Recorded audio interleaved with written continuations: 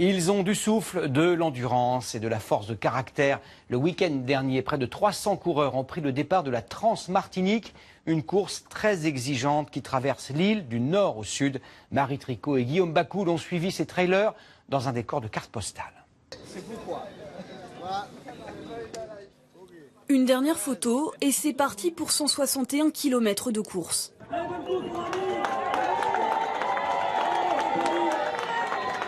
Avec la Lune pour seule compagnie, ces aventuriers entament un défi un peu fou.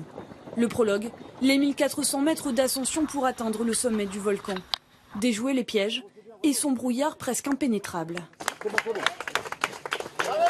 Seulement 36 km parcourus, déjà un premier ravitaillement pour reprendre des forces. Pour l'instant ça va, mais on sait que c'est que le début. Là. Donc la course va commencer pour moi je crois dans une centaine de kilomètres. Aux premières lueurs de l'aube, des coureurs font bloc autour d'une joëlette. À son bord, Owen découvre les paysages martiniquais malgré son handicap.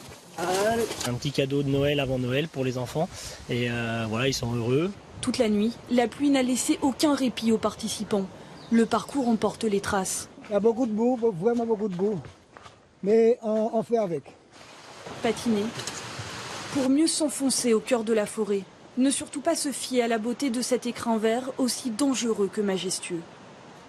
Tandis que les maîtres de dénivelé s'enchaînent, il faut s'accrocher aux cordes et à sa volonté pour continuer. Ah, de retour de l'enfer.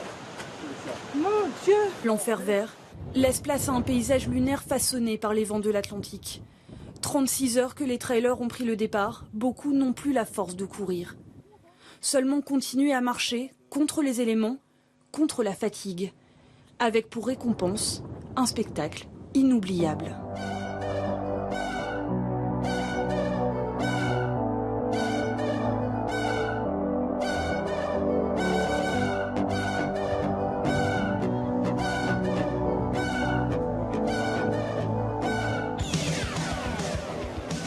Dernier ravitaillement après 152 km parcourus. La délivrance est proche. Team Damage.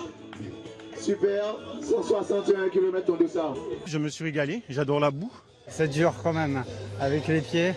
Mais après voilà, le mental prend le relais. J'arrive juste avant midi pour l'apéro, donc c'est parfait. Eux ont franchi la ligne d'arrivée dans les pas du vainqueur qui a atomisé la course en quelques 21h17 minutes. Mais ils sont encore des centaines derrière à tenter d'aller jusqu'au bout du périple.